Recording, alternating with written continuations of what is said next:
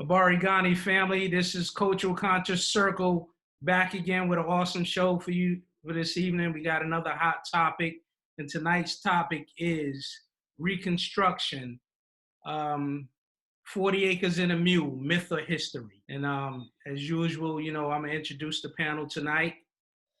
On the call tonight, I got Dada Ama Madupe. Abarigani.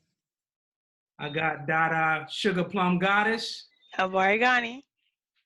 I got Dada Akina Nyla. Akina Nyla is with us from Martinique. Jumbo. Yes. I got Kaka Woke. Peace, family. And I got Dada Ajwa. Abarigani, everyone.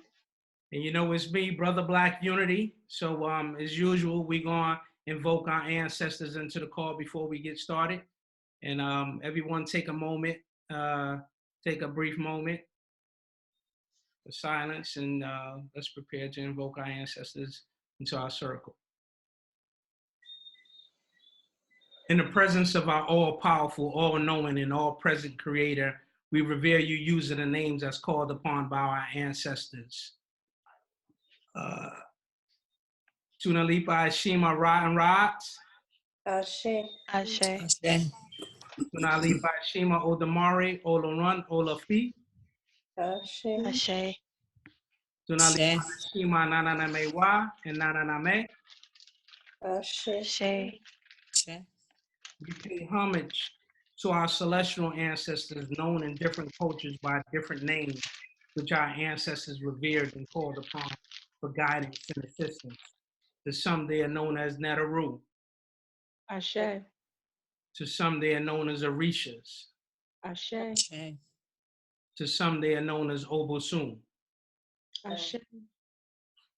We give homage to our higher self and ask for continued guidance and alignment with our destinies. We pay homage to Ori. Ashe. Ashe. We pay homage to Asar. Ashe. Ashe. We give homage to our ancestors, those who we knew, those whose names that we know, and those whose names we have forgotten, but who are linked to by blood. We pay homage to Mama Baba. Ashe. Ashe. We pay homage to Igun. Ashe. We pay homage to Nananum, Nasamafu. Ashe. We pay homage to our national ancestors, the ones that research and taught us who we are, who fought for the liberation, salvation, and unity of African people worldwide. We pay homage to Marcus Garvey. Ashe. Ashe. We pay homage to Sheikh Dr. Diop. Ashe. Ashe. We pay homage to Harriet Tubman. Ashe. Ashe. We pay homage to Ida B. Wells. Ashe. Ashe. We also like to give a special homage and who we know as a national basketball player in the world. We want to give homage and hope that and we know that he will be a great ancestor to his family, Mr. Kobe Bryant. Ashe. And we also want to give homage to his daughter that passed away, that transitioned also. We also want to give homage to his daughter, Gigi Bryant. Ashe.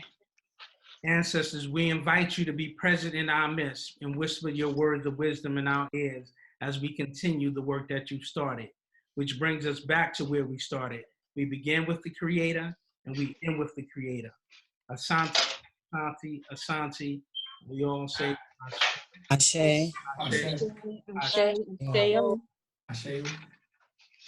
All right, so let's get into it. So, like I said, Reconstruction, the opinions and the discussion and opinions of the Conscious Cultural Circle, Reconstruction, 40 Acres and a Mule, Myth or Mystery.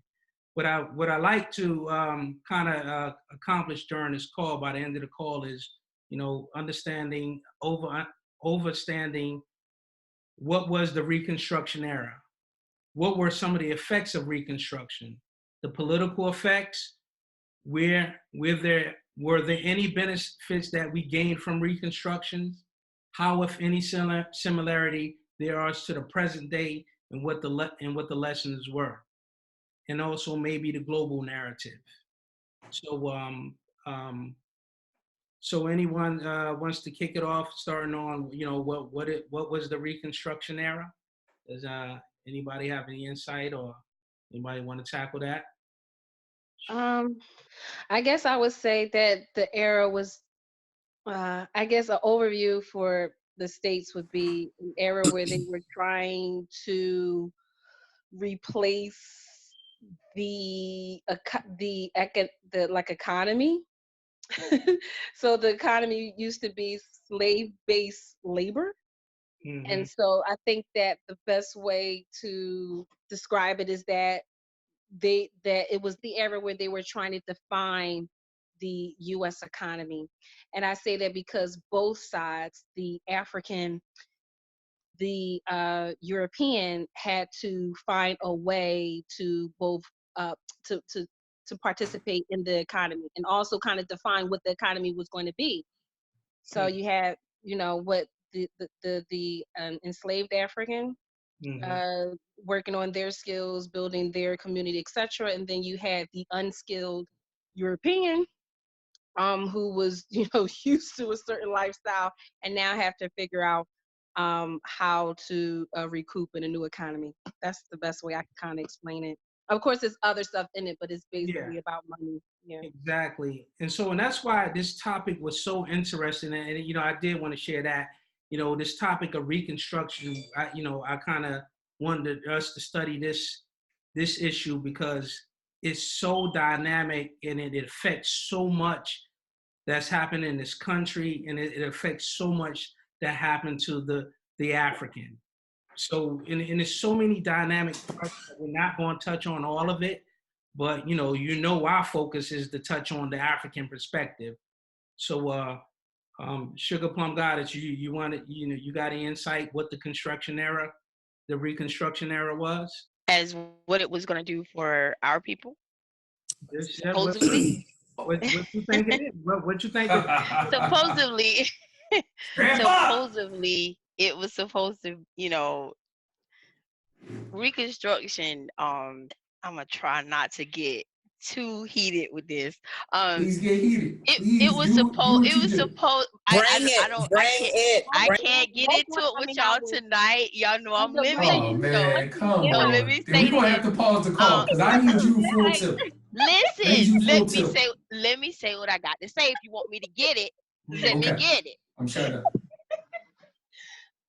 Now, for us, initially, it looked as if it was going to be a very nice power play for us.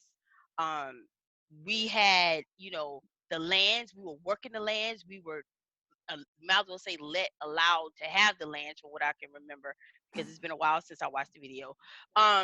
It looked like it was going to be a nice power play for us. We were going to be able to have the foundation to do our own thing and just be let alone, so to speak. Of course, that's what it looked like at first, and that's what it was. They left. They were pushed off the land. They were told get off, and basically it was left to us to do as we wanted to do with it. And it was gonna be, initially it looked as if it was gonna be the time where our people were going to come into it. Our people were going to actually reap the benefits of what they had done for years already. And they were going to be the sole recipients of what they did, of what they put into it. It was going to all be theirs. They were going to put in the work and they were going to reap the benefits. Of course, that wasn't going to work for their economy, nor was it going to work for their livelihoods, because their livelihoods were our backs. So what are we to do? How are we gonna make this work? What about our way of life? Who was that? So, the white folks. Okay. White folks. I mean, I thought it was already assumed. When I say black folks, I'm talking about us, and when I say they, I'm talking about the opposition. Do you want me to bring it or not? Yeah, go ahead. I need you to stop. I feel it heating up. All right. I feel it heating up. So it was encroaching on the livelihood So it became apparent to the government that, okay, this may not be such a good thing. We might have to go back and redo some things. And really, there was some underhanded stuff with that, as you know, as we saw in the video from what I can remember. You had one side that was like, no, let them have it. We've done wrong. Let them have it. Let them do whatever they want to do and leave them alone. And then you had others that got really underhanded. They, literally started sleeping in bed with people, and they made these, pillow deals. And all of a sudden, you're looking at us not having our black folks not having that anymore. It was taken from them. We're gonna reconstruct, and reconstruct is us trying to, we're gonna give you your fair share. No, reconstruction was not that. Reconstruction was reconstructing the economy so that we can indefinitely enslave you, regardless of walking around free or not. That's what reconstruction was. It was nothing that was gonna it it was not solid enough for us, and I don't even know how we would have thought that it would have been for us. There were Hmm. too much opposition that was against us anyway. Okay. It was like they had a few people that were like, okay, yeah, we did them wrong. Let us fix this. There's no way in the world you knew they were gonna let y'all fix supposedly this. That's not gonna happen. So, But to so be let me, fair, sis, but to be fair, the way you kind of framed it as if that was the reason for reconstruction, or reconstruction, as if that's Well, what the war is about. I think like we need to make sure that we put in the context that it was really about to try to rebuild the South to some degree, but it was to really benefit the whites. Now I'm trying to remember everything was in the story, and also yeah, combining with yeah. what I read. I'm sorry. Let me clarify that. To Yeah, give continue. to give us the workers access to what they were already doing, Right, it was right. going to allow them to continue their work, and we're going to continue to benefit. I'm sorry. Yes, they were going to supposedly allow them to, get the land. And I was trying to say, for us, it was going to look as if we were going to once finally be the sole recipients. No, Right.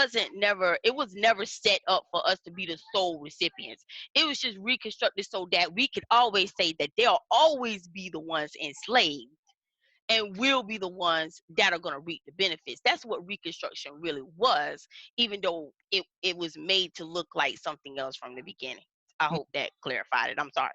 They were going to keep it for them. They Right. were going to make it so it was going to be sustainable to their livelihoods. But the way Exactly.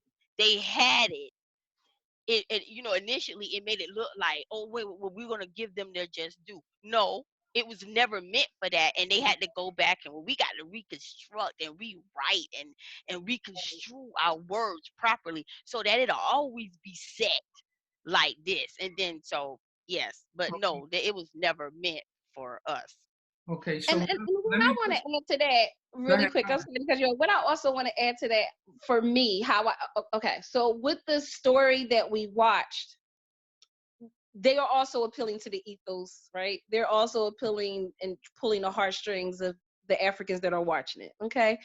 So it's this sense of, they put all this emotion in it. The whites are being, hey, well, now it ain't nothing separating me from the nigger besides the dollar or some shit like that.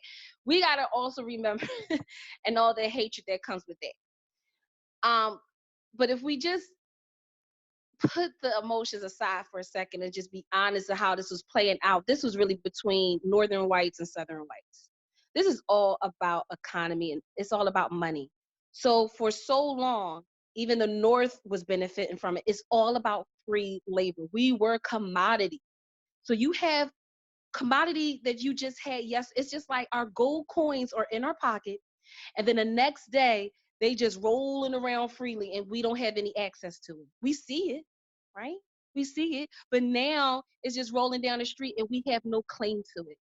And so we have to look at our ancestors, our enslaved ancestors, formerly enslaved ancestors, as commodity. So they're fighting over that. This is like being at um um uh what is it called, the stock exchange, and this is basically what they're doing. Wait, I had this, I had that. So there's like Reconstruction really, at the end of the day, was on how are we going to make the money? And so, yes, byproduct of that is now we have to create these black codes. We have to create all it. Now racism is really going to go into effect because we need to get as close to free as possible. But I feel like, and the only reason why I'm stressing that is because when you watch that clip, or not clip, but when you watch that show on YouTube, it has a different connotation to it, which I think is a little unfair. I don't think our people need the emotion-based shit anymore. Excuse my language. We don't need that. I need the hard facts and how it was really depicted. We got to stop being led by our emotions. This was all about money. At the end of the day, even the institutional racism as we know it today is all about money. And so that's how I saw this period here. We could not, it's all about keeping a certain amount of wealth within that particular community. I yield the floor.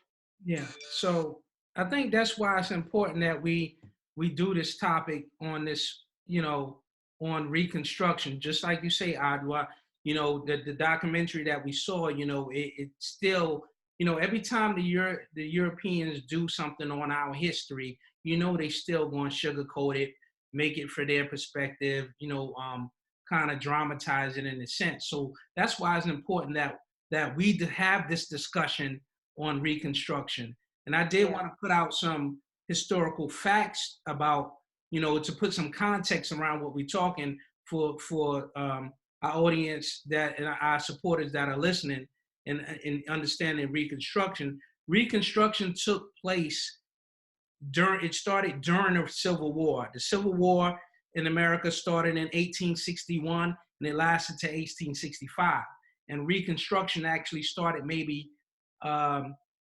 you could, officially it maybe started in 1865, but it actually started, 1862 with the Emancipation Proclamation. And, we'll get into a little bit of that history, but, there was so many things that that came out of Reconstruction, like you said. The North, the South was breaking away from the North. They was succeeding from the Union.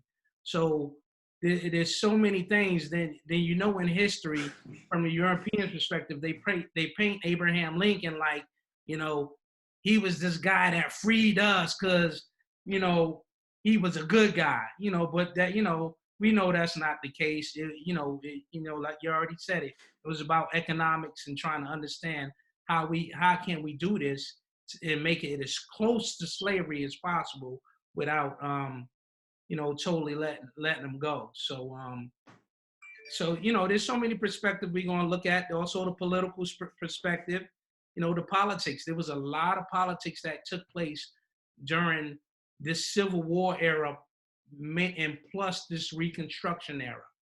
So Woke, you got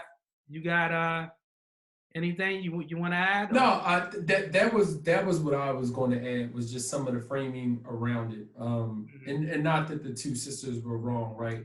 But like they kind of started on the effects, right? Like, and not necessarily like the impetus of this thing was that, Civil War, the South was seceding from the Union.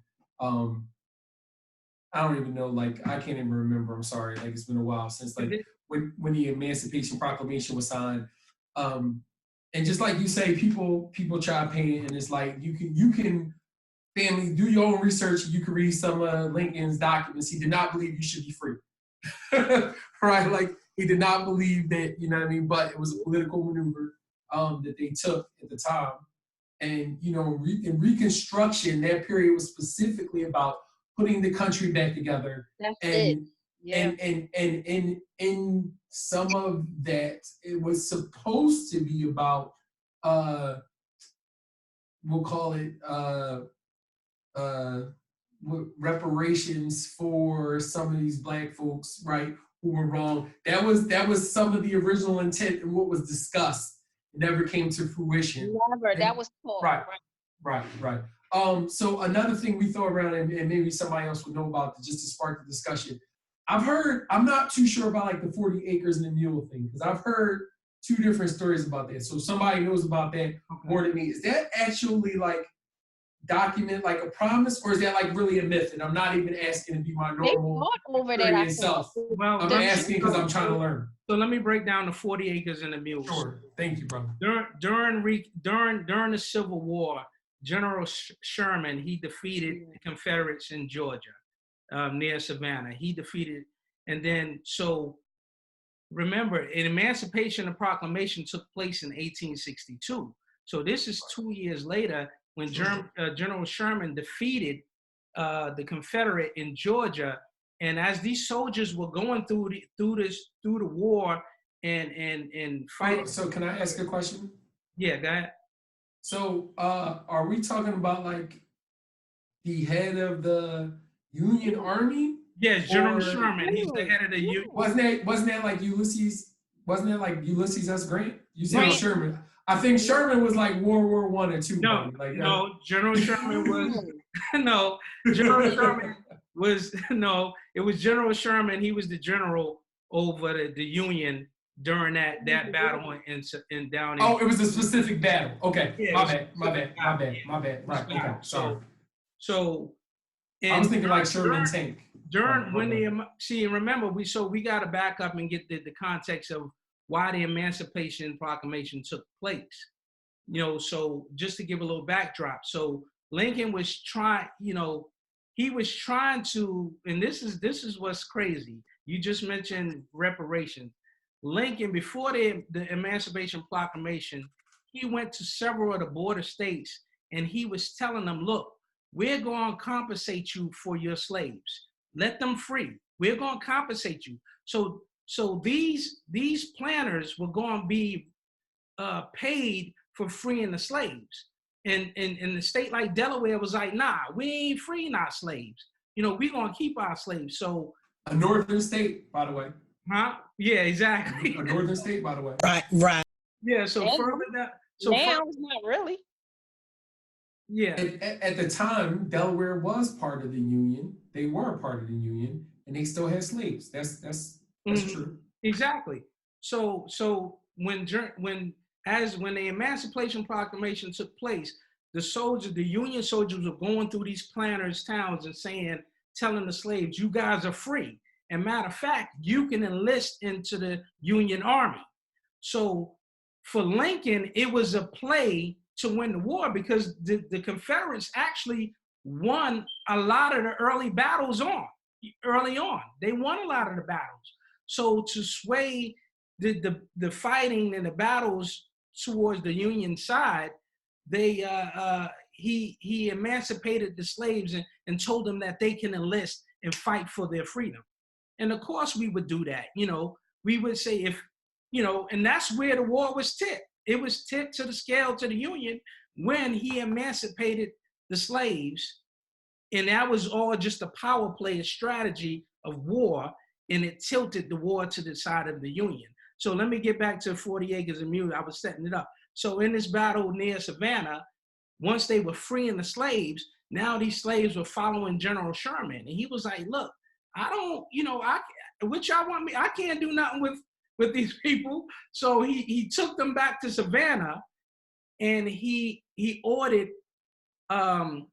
Special Field Order 15. And that's where the concept, when people talk about 40 acres and a mule, they're talking about Special Field Order 15. And General Sherman said, this is your land.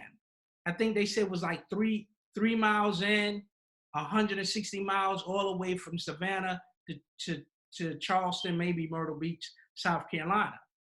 And said, this is your lot of land. This is y'all. And that's where the 40 acres and a mule came in. And so you had some. Freeze for you guys?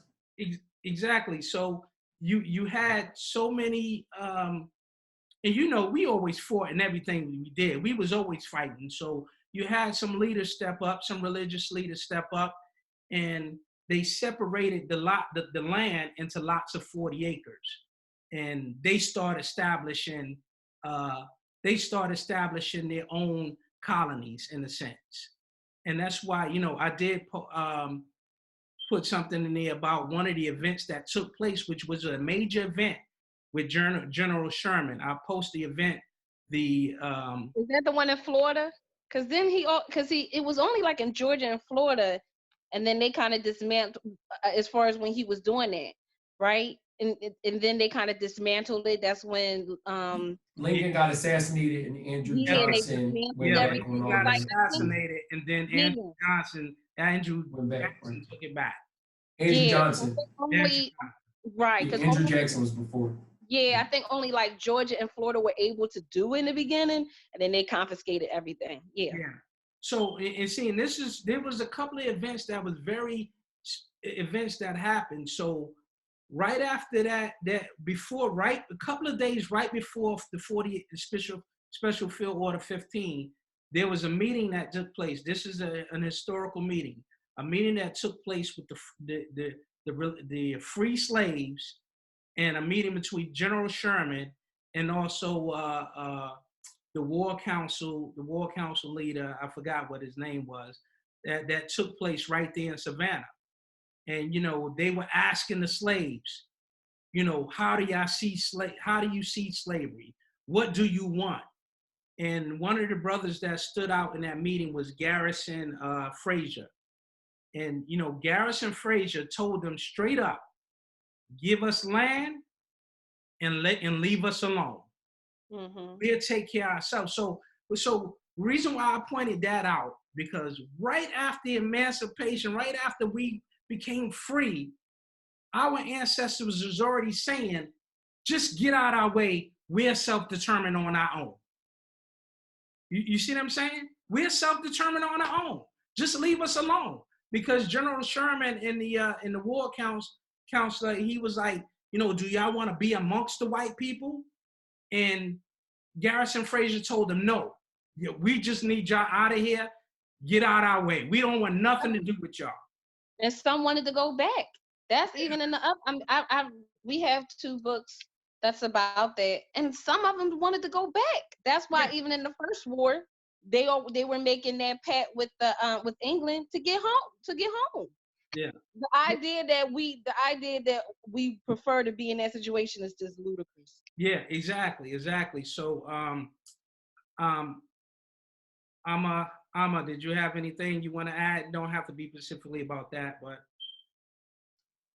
No, I really didn't have anything to add before this. I mean, I didn't know a lot of this, in school. I hated history, guys, so I don't remember any of this from school.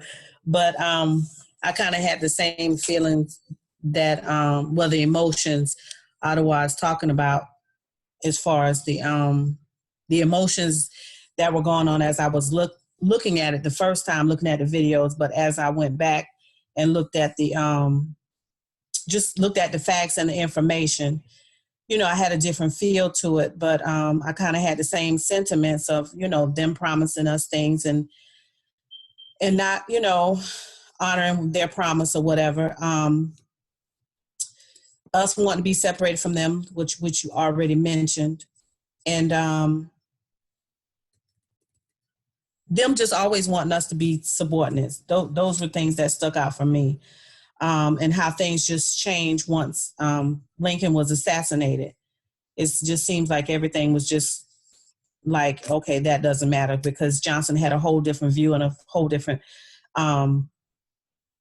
perspective or what he thought we should be like when they said Frederick Douglass met him and he was like, he's no friend to our race.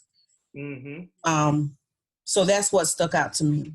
But this was all new stuff to me. I mean, I've heard of it, but I didn't really know the information like I do now. Exactly. Yeah.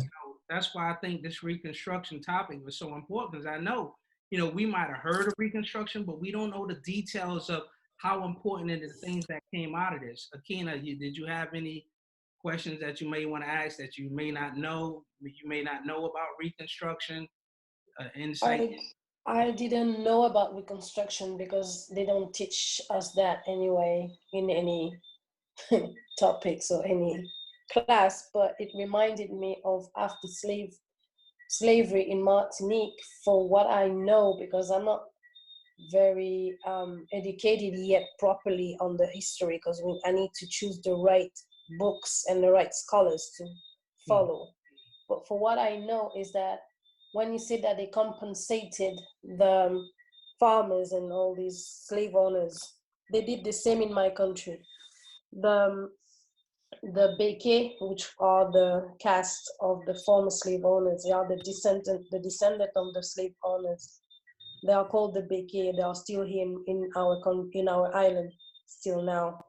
Um, when they abolished slavery in 1848, they compensated them. They gave them money for each slave that they freed, and as a compensation, oh, you don't have any more labor, so let's give you money. They didn't give us nothing. So they compensated the planners. So that's what's unique when you start adding. Of them were nice enough to give us land for ourselves.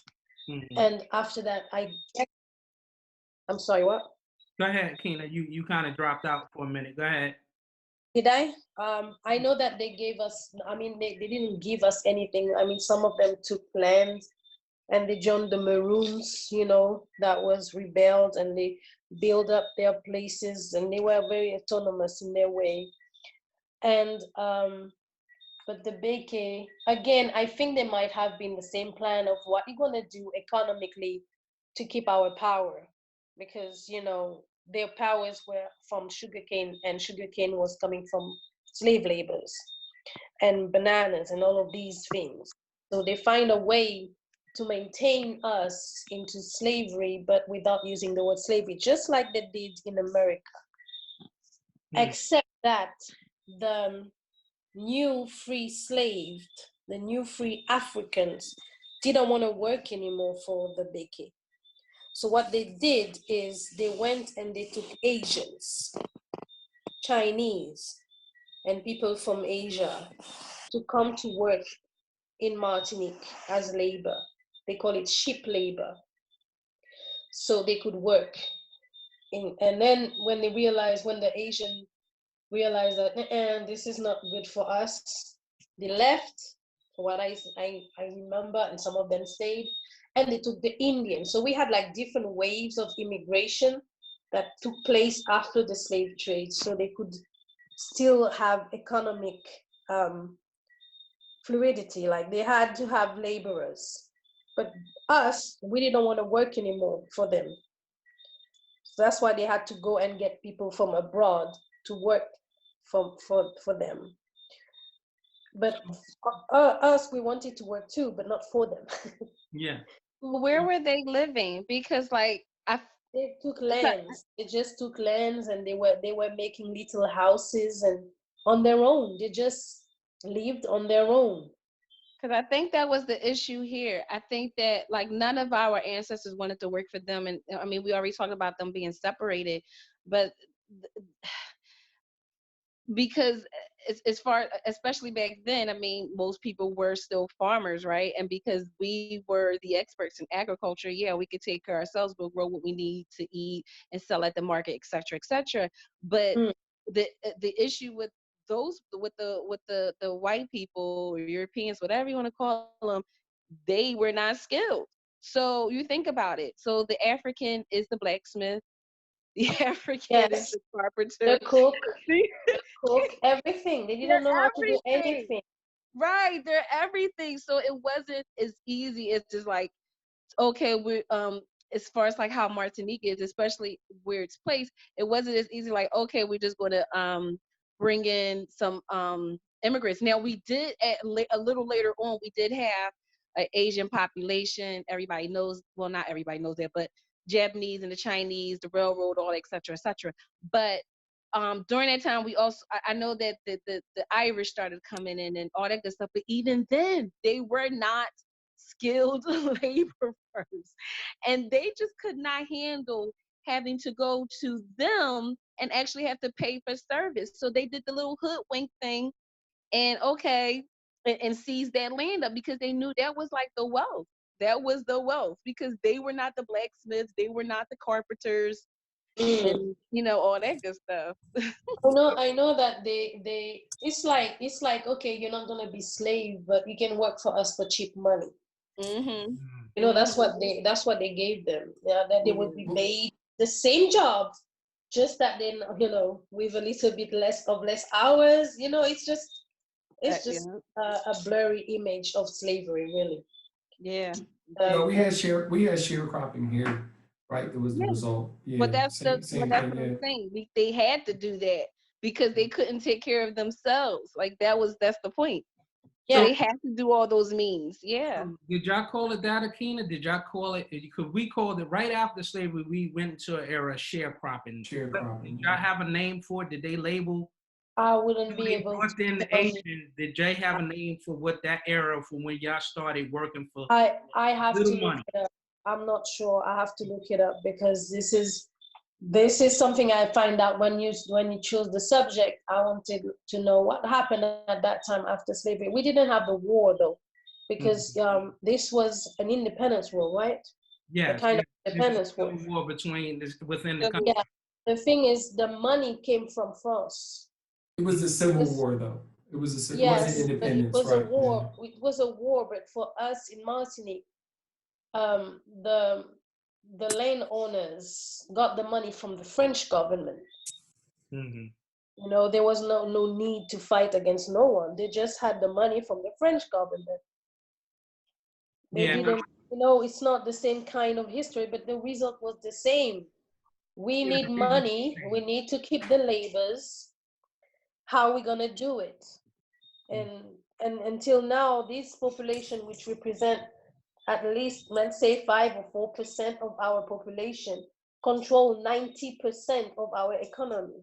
mm, So, and what did you call the slave owners? You called them a The Pacific, Beke, that's how we call them in The Martinique. BK.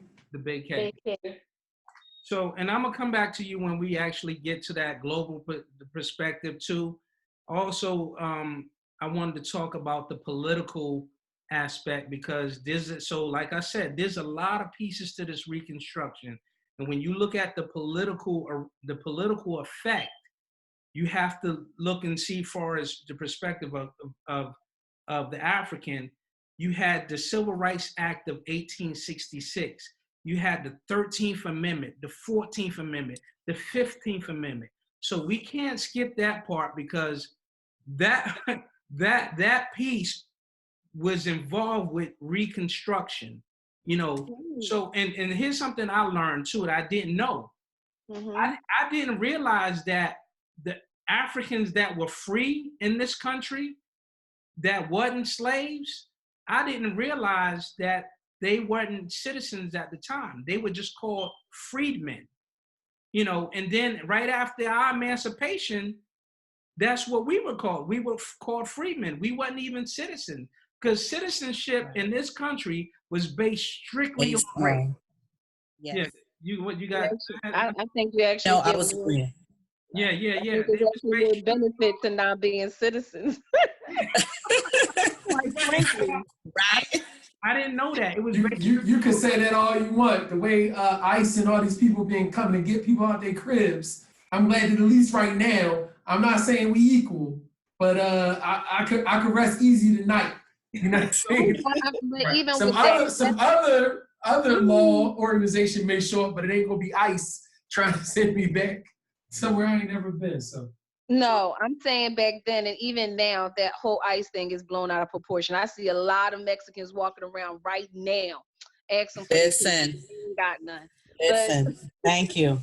So, all right, Trump Jr. and so, Let's move so that's why I on. talk about the political aspect because you know we mentioned about the 40 acres in a mule and the special field order 15. I want to keep saying that so you know if any of our supporters. Matter of fact, guys, hit the like button, hit the subscribe button, and we hope you enjoying the content. So I wanted to set this up about that special field order 15. In 1862, right after the Civil War started, they passed the Homestead Act. Now, if y'all remember, the Homestead Act is where they was giving away free land out in the West. Now, go ahead, brother Walt. I was going to say, in school, I had a class that was about 18, American history pre-Civil War, right? Like, or up to the Civil War. And they talked about that, like the homesteaders, They were giving away land out west. And gold and everything. one of the things that was the thing was that anytime you got enough people, you petition for a state, two states came into the union together, right? Like, so it had to be a slave state and a free state together was the way the law worked. And it was starting to become imbalanced. And back to the money thing, right? The northern economy is based on industry, southern economy is based on slave labor, and they're all intertwined now. Right, like they're all intertwined. So that's all I wanted to add. So the Homestead Act, that's an important point. You talking about giving away free land, and how the Homestead Act is, if you would go on the land, work the land, clear it up, and for 5 years, and then you acquire a free title on the land of 160 acres, just like that. And then after that, and then most of the homesteaders, they said was 400,000 to 600,000 homesteaders, and only 11% of them actually did the act of working the land or clearing it. They was just giving away land. But at the same time, we got Special Field Order 15, and we couldn't get 40 acres. So, I just wanted to bring that up. But so there's an important distinction to that, though, right? Like, just is that they were giving away lands to the west that hadn't been cultivated. Special Order 15 was valuable land. Carolina, Georgia, and Florida, you got rice, tobacco, multiple things. Right. There is a really valuable people. So those people wasn't going to get that up. They do work for me last month, and y'all trying to give right. And everyone didn't know what was on the west side. That was still considered like the new frontier and all the other stuff. And they still had to deal with a lot of Native American tribes out there. Remember, there's still wars going on with the Native Americans. We talked about that. White people had issues with not just us, but they were trying to dominate everything. So still today. Yeah, exactly. So in the Homestead Act lasted to the 1900, from 1862 to 1900. So when was the Louisiana Purchase, Brother Unity? The Louisiana Purchase was right after the Haiti Revolution. So it was shortly after that, because it was like a good like 60 years before this. Yeah, exactly. So that was right, because 1803. That's why you have to look at the importance of Haiti. And when they cut Napoleon's behind, it put France in a bad position where they couldn't afford to fight another war. So they just sold the Louisiana to the United States. Just imagine if Kina, Dada Kina. That's how they paid your. That's how they paid your slave owners for our ancestors' freedom. So because they sold. That's probably how. That's how it came from the purchase. Well, that was a crazy deal, though, right? They only paid like millions of dollars. At the time, it was a ransom, but like, you know what I mean? Yeah, you got a huge amount of money. So but this isn't about that, right? This is about. So let's talk about the 13th, 14th, 15th Amendment and the Civil Rights Act of 1866. So, and in this country, we say there's no slavery. So when we look at the 13th Amendment, and this blows me away, where it says we're abolishing slavery, right? And what's the key word in the 13th Amendment? Yeah. Accept.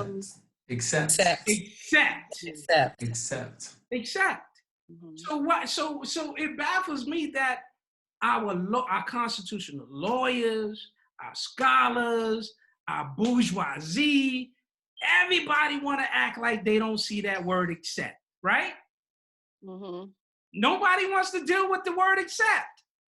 Why? well, so you can look at this like this is a really important law though too, right? Because that little word there accounts in truthfully for all the inequities we see in the way the legal process is rung out in these states. Yeah, that was like the first week. 100%. It's why Black people are incarcerated more. It's why all these things, right? Because the word accept. Thank you. Because the word accept. Free labor. Put these darkies back on the plantation. Well, no, remember right after that, they started. Well, black coats became really popular because they started doing Sure. stuff like what's the not loitering, right? That's where you stand. Convict leasing. Yeah, when you do stuff, so that's when they had the chain gangs and like right, Mhm. they found ways to to get around, circumvent the process. What also hurt us back then is that we overall we were still an illiterate group. You know what I'm saying? It's we still didn't have representation. You hear about all these, and this really bothers me, all these sympathizers. Like one part I remember in the that wasn't a part of my readings, but was a part of that story we all watched. Mm-hmm. I don't know how you guys felt about it, but then they were talking about the abolitionists from Pennsylvania and how he cared so much about us and he wanted us to be free so bad that he felt like it was our duty kind of he made some kind of comment to fight in the war. Really? Talking about the congressman from Pennsylvania, Thaddeus Stevens. That's who you're talking about. Yeah, to fight in the war. Thaddeus Stevens. Brother Unity gonna be on Sinetta next week debating this history thing. We on Sinetta next week. Listen. Go ahead. Okay, so it says that you can be a slave if you're incarcerated or, if you are duly convicted or whatever. Okay, so when my brother was incarcerated and he had work release, okay, so he had to pay room and board.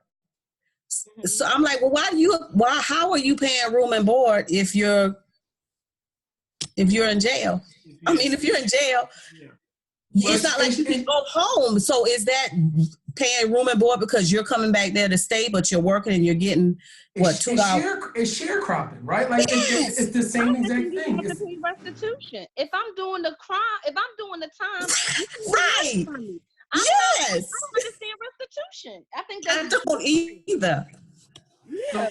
So Sugar Plum, you got one thing you want to add about the 13th, 14th, 15th Amendment, Civil Rights Act of 1866? Can you please, what was the civil right? Can you talk about for myself and for the listeners, what exactly is the Civil Rights Act of 1866? Because I feel like we're glossing over, you know what I mean? Like we need to. I'm glad you brought that out because they're important facts. Right. The Civil Rights Act of 1866 was the first law that was acted by Congress, which it gave us citizenship. So it was basically, okay, Congress did it first, and then they backed it up with the amendments to the Constitution. So the Civil Rights Act of 1866 was the first federal law to affirm that all U.S. citizens are equally protected under the law. So remember, we weren't citizens. The act also defined citizenship and made it illegal to deny any person of the rights of citizenships on the basis of race or color. Because remember, citizenship was only based on race. The only way you could be a citizen was if you was white. And equally what? Equally what? Based on, it says the act also defined citizenship and made it illegal to deny any person of the rights of citizenship on the basis of their race and color. Okay, the U.S. citizens are equally protected under the law. But so they were really talking about themselves.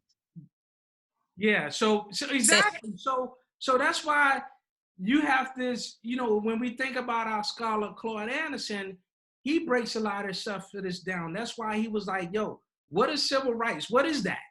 He says these broad and ambiguous terms. And when you start looking at the Constitution and looking at the words, what is civil rights? What is that? So see, that's why I was saying that there's no such thing as an abolitionist or these sympathizers, because how is it that you have all these abolitionists that were supposed to be lawyers, they're in politics, etc. Yet that wasn't made clear, because it always looks good to.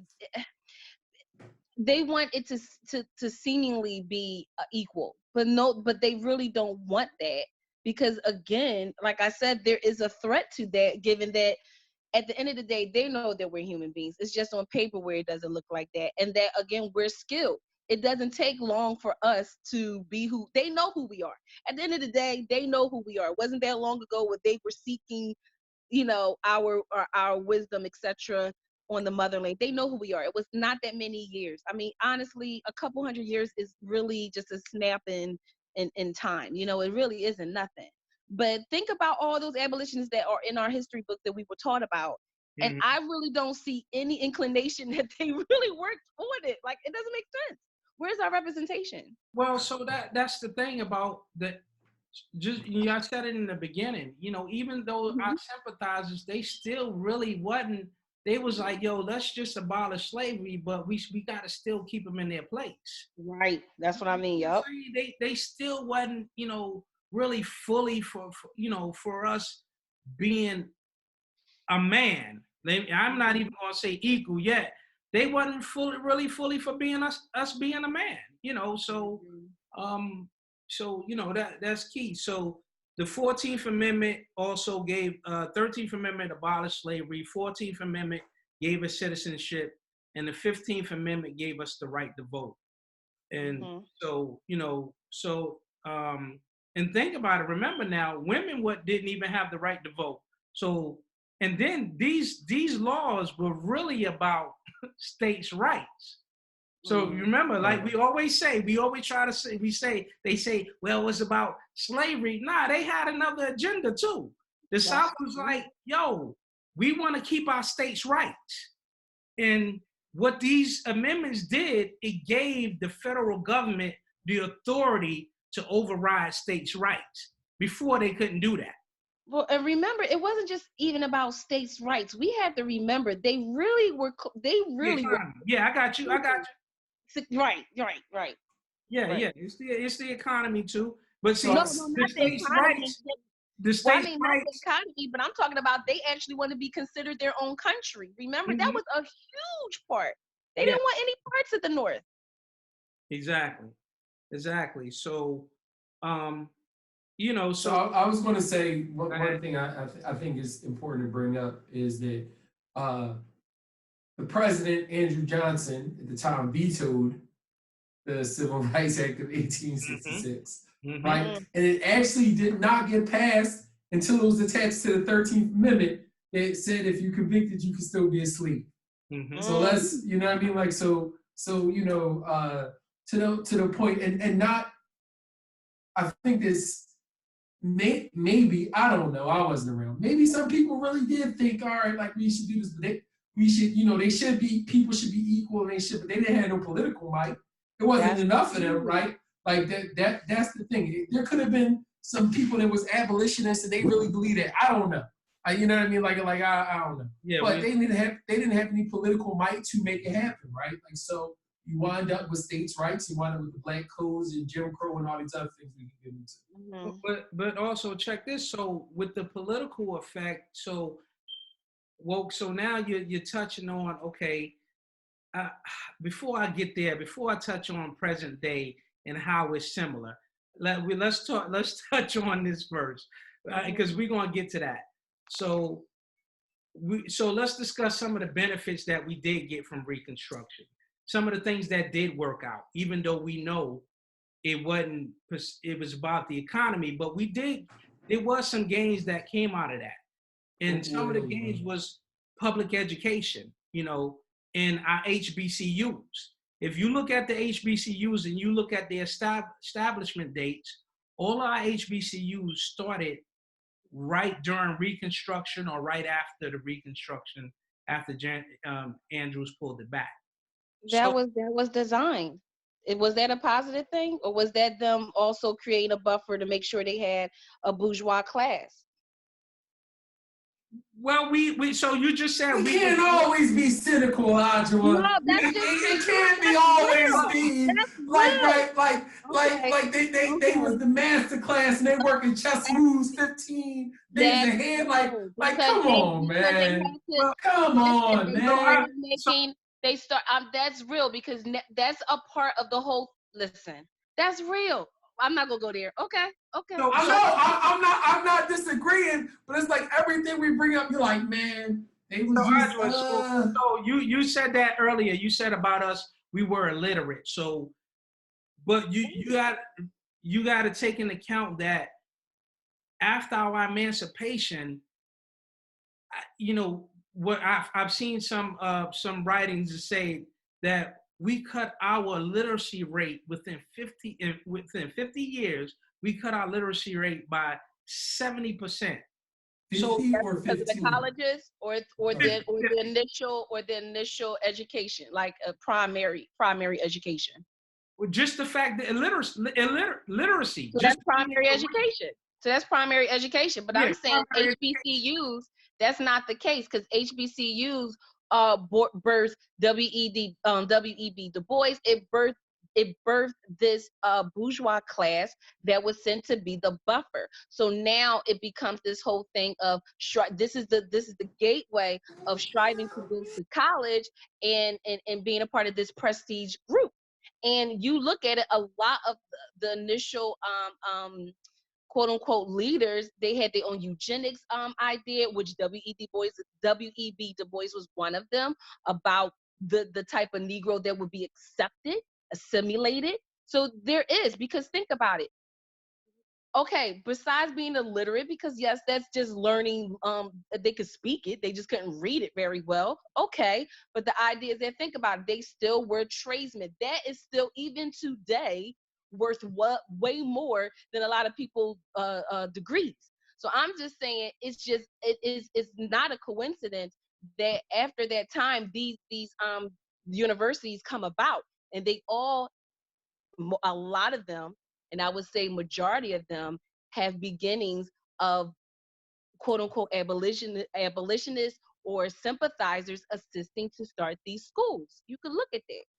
yeah. I have a question for University you, being one of them. Ajwa. I have a question for Howard you. University being one of them. I But have a okay. question. Was Kwame Nkrumah good or bad for Black people all around? Essentially, he married an era. But that's not the point. Was It says a he lot. He didn't learn his lesson enough. I'm asking you a question. Was he good or bad for Black folks? Listen, I said what I said. There's always going to be some good stuff that comes out of it. But I'm telling I'm asking you. So I'm just saying my point, how they came about. I'm just being my point being though, hold on, stop for a second. My point being though, I don't want to get derailed. I'm sorry, but I just wanted to mention it. my point being is though some people that have been good for Black people in this country have also come through HBCUs as well, right? Oh my gosh. I'm asking you, is it yes or no? I'm telling you. It is about that. When we were talking, the first thing you said was that it was for the bourgeois people. That it was. That's how they initially started. Then it's bad, right?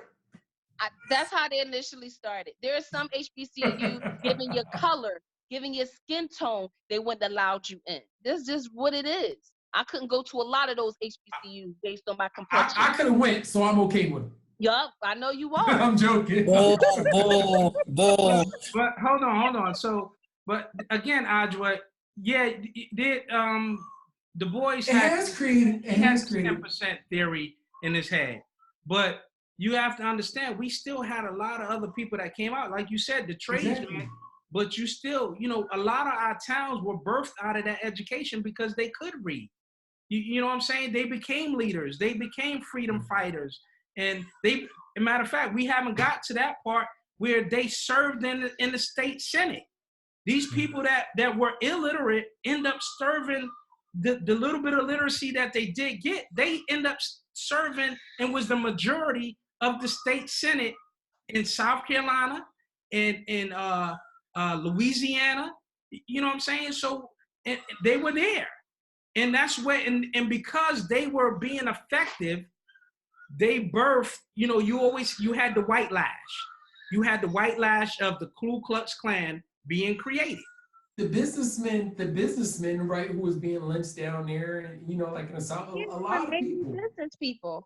Listen, I'm not denying that good things came out of it. I mean, one of the people come to mind is like Octavius Cato, and he was a freeman in Philadelphia. We had of course, Philadelphia had a large population of freemen, right? And I believe he went to Lincoln.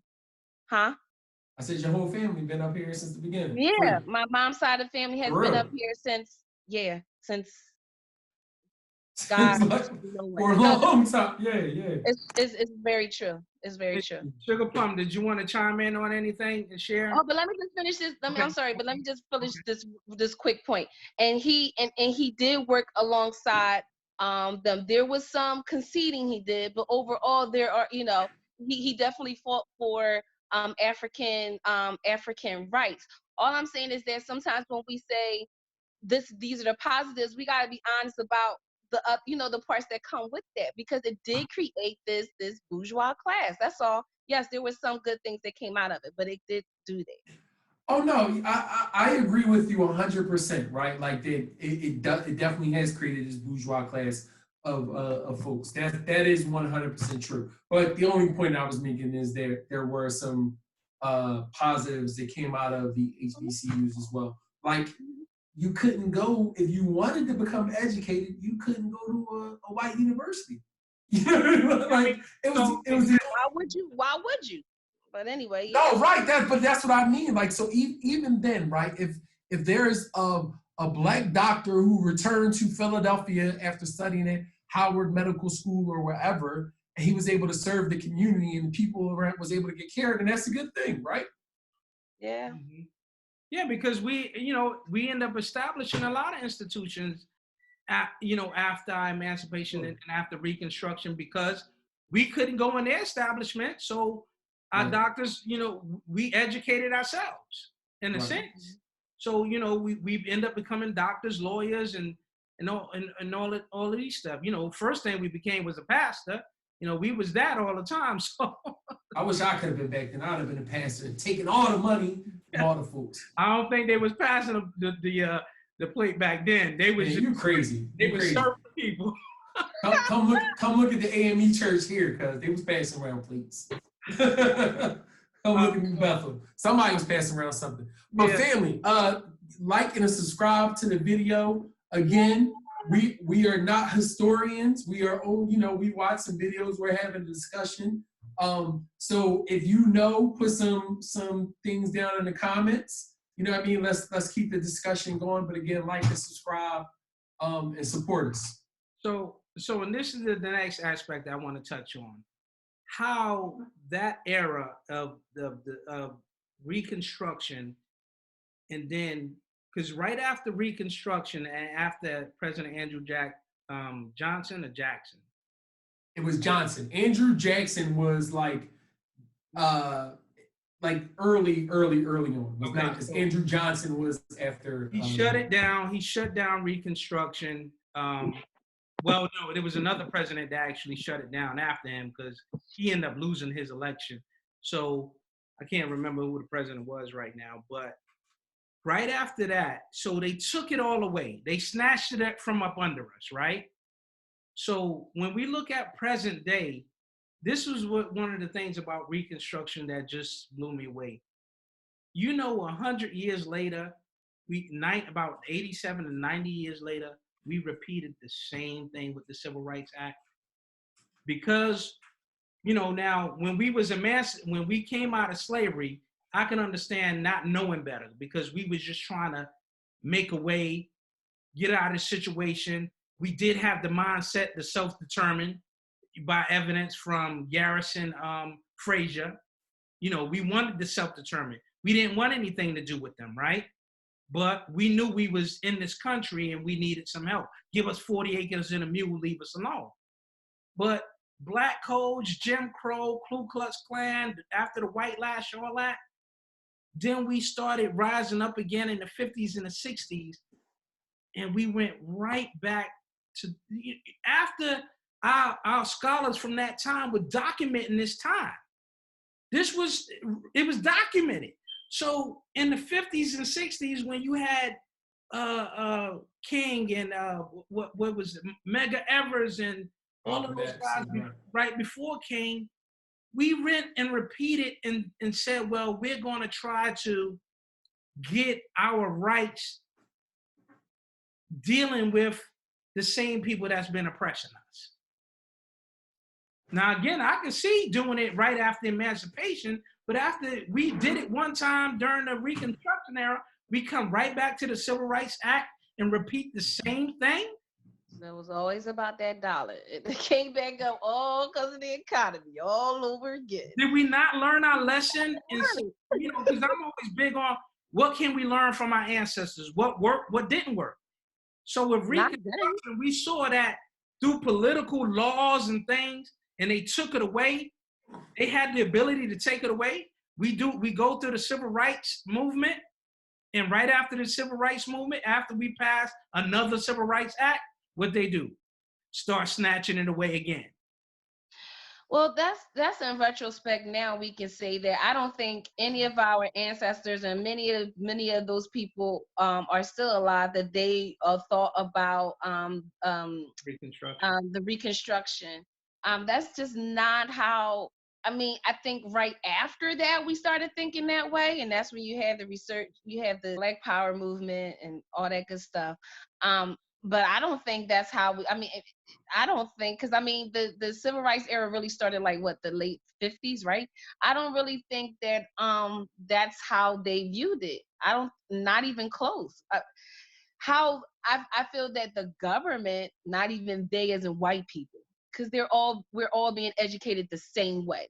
Most of these people are common folk. I don't really care, but the government, yeah, the government saw it that way.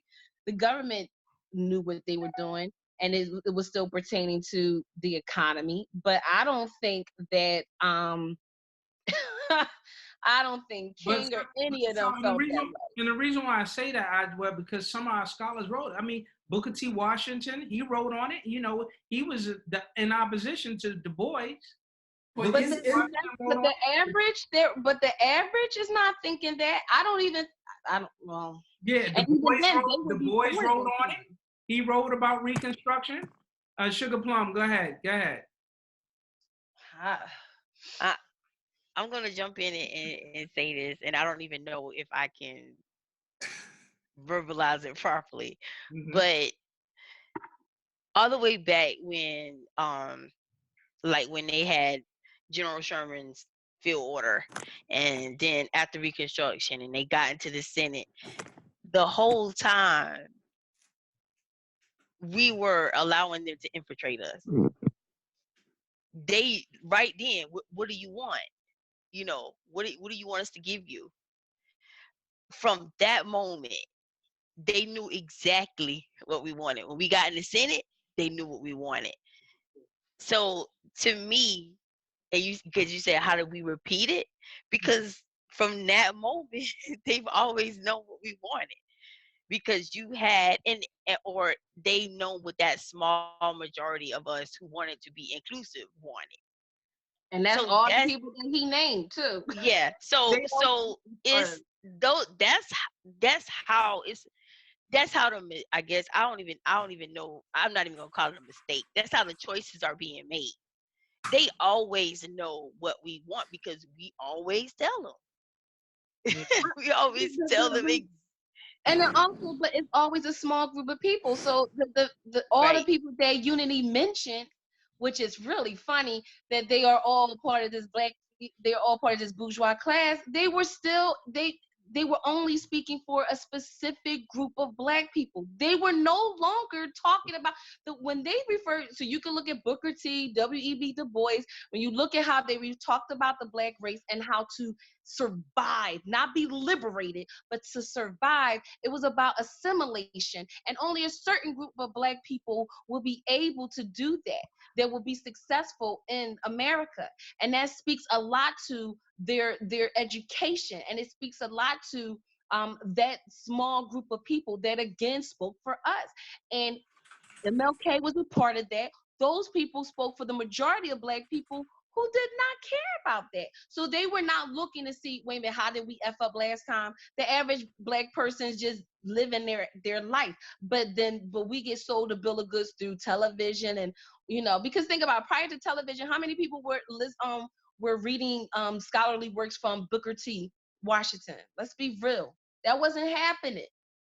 It wasn't happening. Can I ask a good question though? Okay, like so, what should have went on then? I don't know how so were you guys calling for a vote of a survey of all Black people, or how should it have been handled? I guess. Is my question. So Because we often find ourselves here, right? And I get exactly like I said Listen, before. we We have the benefit of hindsight. We have the benefit of That's what hindsight, I right? said. Yeah. But Even now, so even even then now, though, at the time, what should have happened like during civil there's no rights? regrets. It happened the way it was supposed to happen. What should have What's happened happening? though? But listen, there's no shoulda, because at the end of the day, one thing we have to be honest about, which we're not ever honest about, is that there would not be this perfect storm where all of us group together and do the same thing. It's just not going to happen. It's not. So even now, when we talk about Black liberation, you have ADOS, you have this, you have that.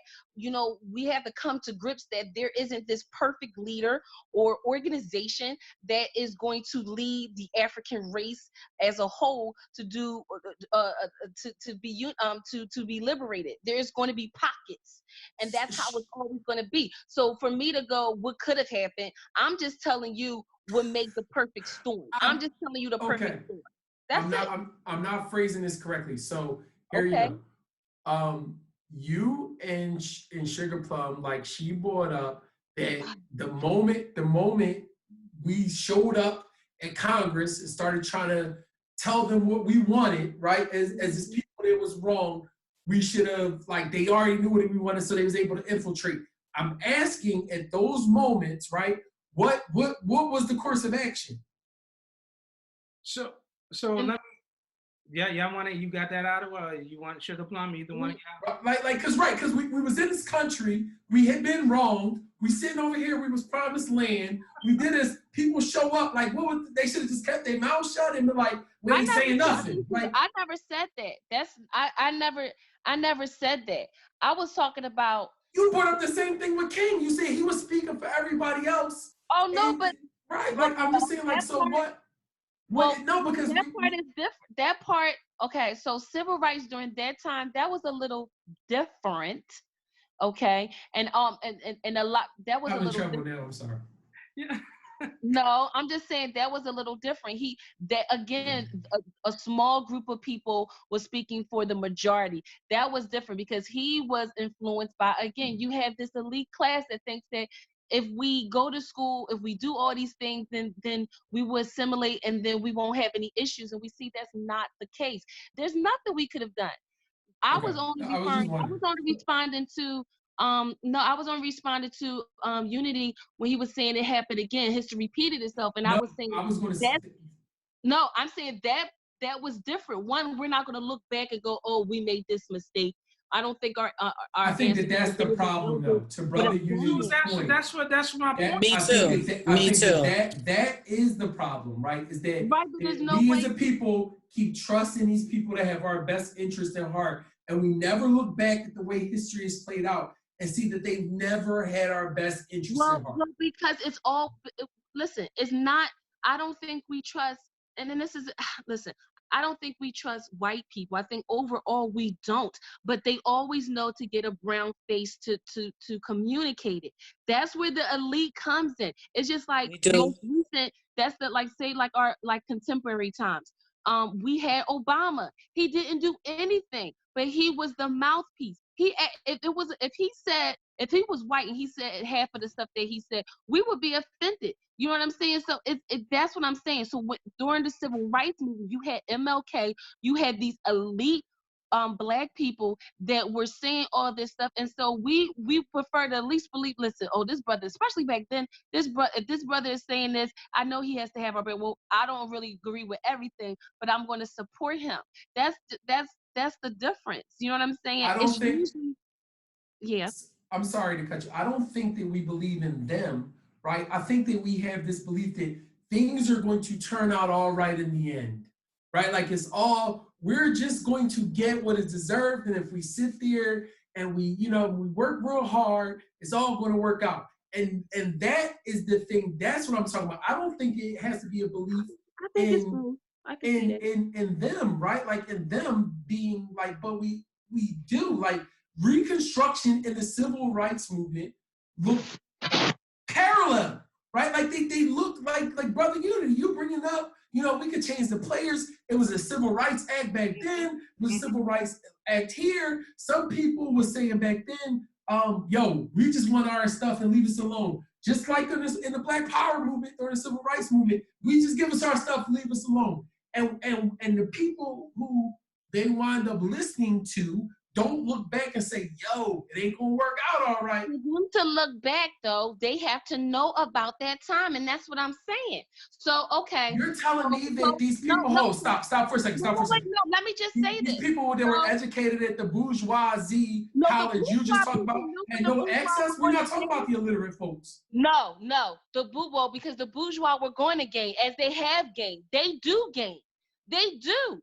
The small percentage, it's just like even just overall in the country. A small, even as a country, regardless of race, how we vote, only a small percentage gain from how we vote in the laws and the policies that are passed. Only a small percentage actually benefit from that, regardless of race or anything like that. Who votes? It doesn't matter. So even back then, yes, even back then, they're fighting in Congress, they're going down there, they're marching, etc. But because they have something to gain for all that. But majority of us, no, they don't. And again, the average person back then, so King was in his 30s, right? Early 30s. So the one who just died, Elijah, he was only like 18, 19 when he was marching with them. You had young Black people. How many? And then, mind you, most were being educated. It's not like they were Pan-African schools. You're being educated a standard American education. You're not learning about none of that stuff. You can't be like, damn, I remember. You're not learning about that. Hopefully, your grandparents. How did we learn about it? Seriously, they don't know anything about the emancipation. No, they don't. They didn't know about the Emancipation Proclamation? They don't know about Reconstruction and how hold up. My grandma who was born in 1935 has had a picture of Lincoln and MLK forever, and she will tell you Lincoln freed the slaves because her mama told her that Lincoln freed the slaves. Right, and but that has nothing to do with Reconstruction. I was told the same thing. The idea today, a lot of people don't know about it. Sure, we could ask until I didn't know all these things. So we got on the call tonight, Brother Unity said some stuff. We read and do all this stuff. I knew Reconstruction was a period where Black people experience some level of prosperity, and then we get the Black codes afterwards, general framework. But you're giving people a pass for not doing research on like, and we're talking about, educated Black folks. Right, during the 60s. I'm not giving a pass to educated Black folks. The ones that those were the people who was in charge. No, the one who considered themselves scholars. I don't give any of them. W.E.B, the Bois, none of those type of people that actually been college educated, especially at HBCUs. I don't give them passes. Does MLK get a pass? But what I'm saying is, I'm not going to sit there and fault the average Black person because they were not taught that. I'm not faulting the average Black person, babe. I'm not saying like Joe Schmo. Do better, but they weren't of that. They wanted to assimilate. They wanted to be a part of the system. So they had a different a plan in mind. It wasn't. Sure. Okay, so that's what I'm saying. No, sure, and I'm saying though, I think the point that I was making, and I'm lost. No, and let me know if you agree with this, Brother Unity, was that those people that were trying to assimilate should have known better. That is the point that I'm making, right? Like how did they didn't benefit? Should have known better? What? King family doing all right? Who we talking? What's all right, Ajua? What's all right? They doing better than me. What you talking about? What are we talking about? I gotta go now. So hold on, y'all. Signing out. Hold on. Akina, you want to chime in on anything? I know we going through a lot. Is there any points that you want to go back to, Akina? I love you, Ajua. Say again, Akina? Nope, I'm good, I said. Yeah, okay, you good? Okay, so I knew this one was going to be heated. So because we can look at, we talked about the past, we talked about the civil rights. We can look at present day. We're still struggling with this right now. We can look at, Right now, we're still begging our oppressors for reparations, knowing darn well we ain't gonna get no reparations. Right. If they didn't give it to us, if they didn't give us the 40 acres and a mule, if they didn't give us what's due to us in the civil rights movement, Right. we up there at Congress talking about, yo, Jim Crow, It's like all waste of these things, right? energy. It's a waste of energy. Right. I don't. I but mean, we got scholars that's up there talking about, I can agree. Who are these scholars, man? I'm like, yo, who are these scholars? but I mean, brother, but but brother scholars that Unity, know the history, Walt, that's what I'm saying. no, This but ain't brother Ooh. they Unity, know the history. but walking through brother Unity, be honest. What do the scholars gain for bringing this up and leading in action? Let's be real. They get paid. They go to all these different places and talk. They get to be on all these radio shows. They get paid. They get you got to remember, and this is still a market. This is still a market. They're still getting paid for that, and no one wants to be honest about it. But it's like, okay, listen, this is how they sell their books. This is how they sell their lectures. This is what they do, because again, they just appealing to our emotions, getting Okay. us all hyped and all bent out of shape for something that ain't going to happen. It's So just no different from what's the real wrinkled guy who's real skinny, who used to be real fat, with the slick hair. Oh man, Sharpton. Oh, Sharpton. Sharpton. It's You just know like you can give some descriptions here. um, She said wrinkled guy. Yes. Yo, I was like, who are we talking about? Like, Right, the right. wrinkled guy? That's your description? I'm just saying, but look, he appeals to our emotions too, right? Every time something catastrophic happens, then he wants to go on Yes, TV yes, and go to the community, and he makes it worse. He doesn't make it better. yes. And you got to remember, they get paid for that. so They get Audra, paid. so That's all Audra, so I can see an example from our past that we can learn from. That it should be from a grassroots point, because when I mentioned the brother Garrison Frazier, he was a grassroots guy. He wasn't a leader. He was just somebody. He was an ex-slave. If you look at the document, he was just an ex-slave that came out and said, "Yo, just give us this land. Just leave us alone. We don't want nothing to do with y'all." So Right. he was talking from the grassroots level. He wasn't no educated scholar or knew the history or whatever. He just knew, I used to be a slave just 18 months ago. I just leave me alone, give me what's due to me, and get out my way. And this is the other point I wanted to make. And we said, well, what No, other options? even then it's different, because look at it. Back then, this is this is still a new country, right? But this is like the birth of it all. And being left alone, that could have gave us our own territory, etc. Saying that now, contemporary times, you can't do it because we exist within the structure. So even if you say, I don't want to be a part of ADOS, okay, but you still gotta pay your taxes. You no matter what, you're still a part of the structure. You go to work, your kids are probably being educated by them. We are so ingrained in it that there's no way for us to succeed. Have a secession. Isn't that the word? Yeah, right. Yeah, that's right. But Okay, yeah. I don't think he's And have our own advocating for sovereignty secession. within have our sovereignty within this structure. It's not possible. Sure. So that's why I get upset sometimes. Like, well, lately with these quote unquote experts, and yeah, he got a book and blah blah blah. But it's like, why y'all not being honest about like that? It's not a battle that could be won. So Adwa, you hitting some main points. So one what you're saying right now, we need to deal with truth and reality. So one of the things that happened during that time, the America, the country, during this Reconstruction Act, they also put in place they set aside an act to repatriate the Africans back to Africa or the Caribbeans, wherever they wanted to go. So that was one of their solutions too. So that's one thing we got to start looking at. We got to deal with the truth. We're not going to get, when we talked about it, repatriation. We talked about it amongst in this group. So we have to look at, okay, once the first group of us start repatriating, we have to start looking back at our kids and start putting them into this taking them back to the continent so they or giving them a global perspective instead of just this indoctrinated perspective that we have, that we grew up under. Because the reason why we can't leave, because I got to leave with my Social Security check.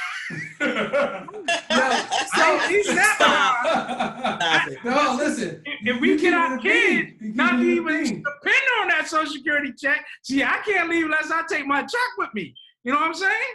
Or I could, and I could just leave it, you know, like Akina say, man, just leave, man. Just drop. Yo, it is. Amin Ra says, like, it's this other YouTube channel. I think it's just his name, but he moved to Kenya about 21 years ago or something like that. So he has two sets of kids. He has two sets of children. He has one set that was born here in the States, and they're finally fast forward, they're finally moving with him, which is really nice because it's been kind of a hard road for them, and they see how money goes a long way there. And then he has another set of children that he had married now, and he was like, one thing, even though he had his first set, from what I understand, I'm paraphrasing, he had them when he was Black conscious, he would say, but they still don't have the same identity. They still struggle with that. Where he said with his children, they see themselves as Kenyan, they see themselves as African. So that's the benefit of repatriating to whichever country you like on the continent, in my opinion, is that even if your children are 7, by the time they are 27, they're going to see themselves as African. Exactly. Speaking that language, most likely they're going to marry somebody there, and then it's over with. We can move on. And see, and I get that idea from we did it in Reconstruction, we did it in the Civil Rights Movement. There's no need for us to start repeating and doing it all over again. So I agree. You see what I'm saying? So we got to do something different this time. You know, we're not going to fight a physical war. You know, the things that we can do right now is to, like we said on the other call, black out your life. So, yeah. So that's all we can do right now to kind of to move towards liberating ourselves. To create our own economy and to start loving who we are. But I don't see any other way. So I want to move on to the next point: is the global perspective of Reconstruction. So and I wanted to do it from and what I did. I looked at and I talked to Akina before about this, about when did Martinique get their independence. And when she shared with me 1848, and I said, well, that's interesting. And I said, because that's we didn't get no independence. Not independence, I'm sorry. Abolish slavery. Yeah, right. Abolished slavery in 1848. So it spurred the interest in me to go look up and see the global perspective of when from globally, when we were emancipated or either abolished slavery. And I looked at the different Cuba, 1886, Brazil, 1888. Yeah, that's why I thought Brazil was the last one, right? Yeah, USA, 1863. Britain, 1833, Martinique, 1848, Haiti, 1804, France, which is part of Martinique, France did it twice, and Akina shared that with me before, 1794 and also 1848. Spain did it twice, 1811 and 1818. So the United States acclaimed, during this Reconstruction era, their scholars, their white scholars acclaimed, oh, this is about democracy, United States, the same stuff they do right now. The United States was setting the stage for democracy, but you were one of the later countries to abolish or emancipate slavery. Spain did it almost 40 years ahead of you. Britain did it 50 years ahead of you. So, from that perspective of that the United States, like they still do now, we're the greatest country in this land. We set the stage for democracy and all of that. It was hogwash. It's hogwash now when it's hogwash back then. So Well, I mean, this is a very, very young country, and I'm not making any yeah, you're right. You're right. It's one of the youngest countries. very, very young, right? I mean, So all the horrific things that Europe does, but now Europe looks civilized, right? We always look at Europe being civilized now. Oh, they have really low, crime, et cetera, et cetera. It's because, well, they've been at it a little longer mhm. than we have, but So I think that's the main reason why. I mean, especially when they abolished slavery, it was truly at its infancy. I mean, think about it. They were nearly just a little bit over 100 years old, the yes. country, a Yeah. little over 100. So there's only about two generations, probably a little bit more than that, right? Because they didn't live that long or whatnot. What's But that? can What I are we make talking about? another point about what you said about about Europe? About Europe.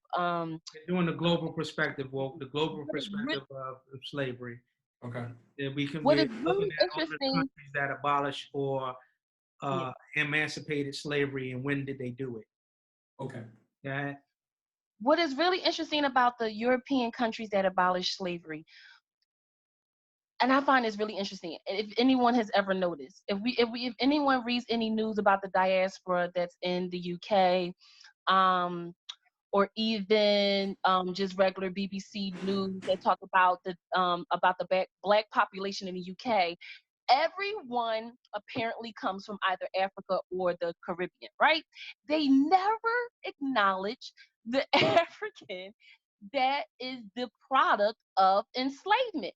I find it to be so interesting. I read one article where they said they didn't teach it at all because I'm like, I don't understand how it's like the African that is in Europe only was planted in Europe in the 40s, after during the war, when they were bringing in all, I forgot what they call it in the UK, but when they were bringing all the Caribbean migrants over there, specifically Jamaica, to work to work in like their factories and stuff. I don't understand why they never acknowledge slavery. Have you ever noticed that? I just want to put that out there. So I have a question, and you guys may know this better. Yeah. Were there African slaves in England? Yeah, they just abolished. yes. So woke. So that's a great question. That's a great question for our audience. Hit like, please subscribe. Yes. We trying to bring interesting conversations for you guys. Give some history. But whoa, that's a great question, man. And one thing about the Atlantic slave trade, it spread the Africans all over the world, even in England. England had, they took that route up there to England. I think there were more Indians than Africans, but that's what I think. No, right. Because I was going to say I was, and I could be wrong. I'm not. That the Jamaica, like the Africans that were in England were the product of like English colonies that were somewhere else, right? Like that was always my impression, and like I said, I could be wrong. Well, I lived in England for 5 years, Okay. and for what I've noticed regarding the migrants, the people that was there, they were all coming from the former British colonies, Right. and those former British colonies were India, and India and some British islands. Mhm. Like the Jamaicans and stuff. Yep. But yeah. I don't see. I saw Nigerians and all Africans like from Africa, but not former slaves. I don't know if you Right. Mhm. Isn't that interesting though? Because they were there, we were there. So I don't understand. I don't. It's as if we didn't exist there at all. But there were African people who were there though, like so were they part of the transatlantic? So hold on, and I guess this is what I'm asking, right? Were there large numbers of Africans that were brought there like specifically for like slavery during the transatlantic? I think they were one of the few. I think they had the fewest slaves that were brought to England. They were one of the fewest. That's one of the areas where they had the fewest, because Brazil had the most, then the Caribbeans, and I think United States. Right. And I know like part of it is like we were English colony in the beginning and blah, blah, blah. Or not we, I'm sorry, the United States was an English colony. Okay, and I just looked it up and it's a UK site History of England, UK research, it says, while slavery had no legal basis in England, the law was often misinterpreted. Black people previously enslaved in the colonies overseas and then brought to England by their owners. Okay, that's what I thought. That was so, what how I as thought it Akina was. mentioned, yeah, I guess that they just bought them there, but I don't, it's just crazy, like they never talk about that. But yeah, so Exactly. they were from the colonies, but then still, right, that would make them. So what I'm saying is say if your owner brought you from the Virgin Islands, right, and say like 17 prior to this, say 1750 or whatever, they brought you to England, then you have children, then those children are the product of enslaved Africans, right? Sure. No, Would I they agree. consider I themselves? agree.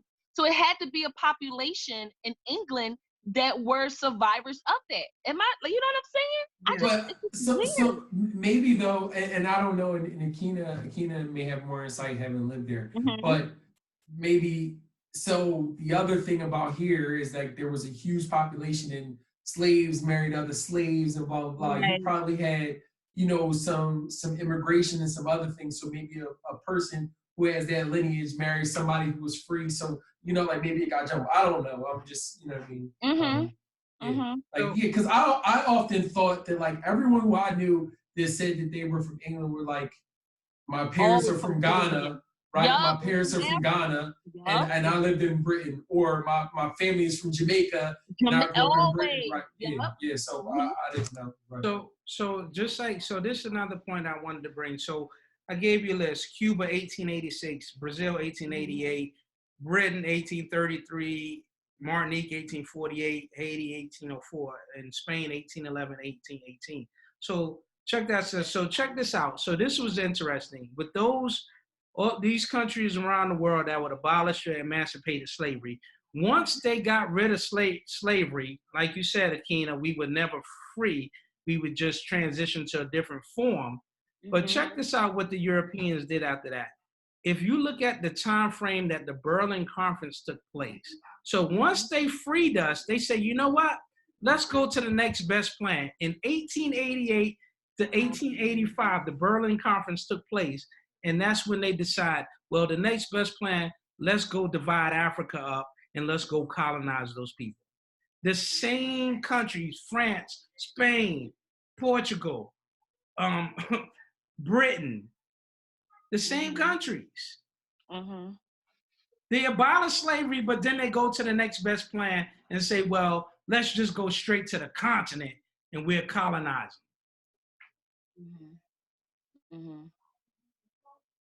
Yeah. No, it's a crazy. Back to your point is that I really said this before. I think a lot of us live in a fantasy land where we think it's just going to be better because, and these people have never had our interests, right? Never really cared, right? Like without some strings attached, right? Like so, and collectively, right? Like collectively, we don't live in reality, like right, like which is why I'm saying that those people who were spearheading these movements, right? Like those people at the top who have the benefit of, you know what I mean? The benefit of hindsight, education, all these things. Even, here you go, back to 2008.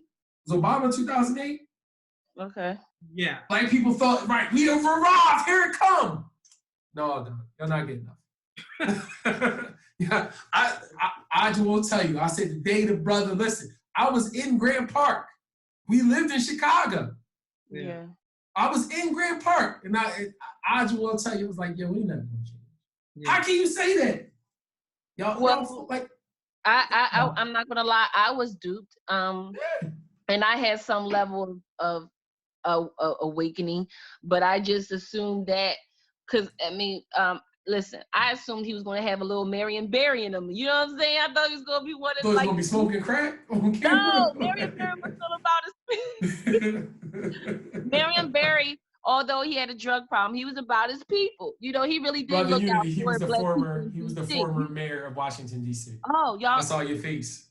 Oh, okay. Mary, y'all got Marion Barry. Yeah. And so I thought he was going to do one of those, like, you know, like a good little 1-2 punch. Let me hurry up, do some things, and then get out. You know, I told you if I ever was a politician, that's what I would do. But I got a taste of what many, I'm assuming because I'm not there, but I got a taste of colonialism, you know, with the brown face, and you get duped thinking that they're really, you know, they're there to help you, but it's someone else pulling the strings, and they're actually, in many ways, they leave us worse off. And he definitely did that for us. He left us worse off. But I thought he was gonna be like a little Marion Barry. So I'm not gonna lie, the day after he won, I was going to school smiling.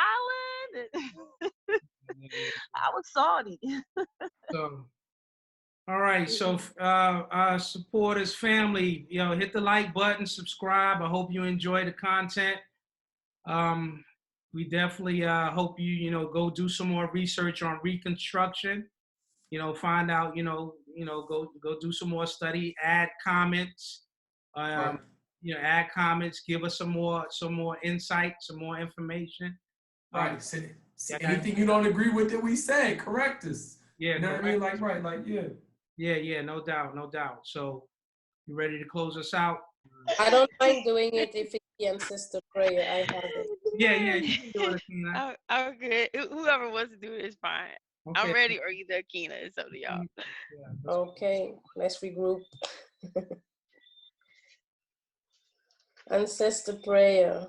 When you were born, the earth became your body, the stone became your bone, the sea became your blood, the sun became your eye, the moon became your mind, the wind became your breath. When you passed to the other world, your breath became the wind, your mind became the moon, your eye became the sun, your blood became the sea, your bone became the stone, your body became the earth. When we were born, you did the same for us.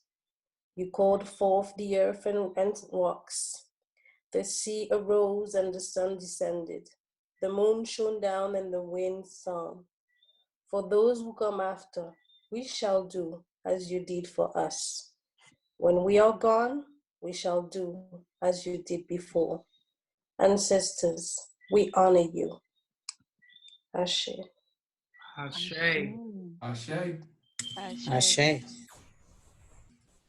All right, family. Like I said, hit the like button, subscribe, leave your comments, and look for another great episode coming from the Conscious Cultural Circle, discussions and opinions. All right, peace. I'll be Like a before you, pandemic. babe.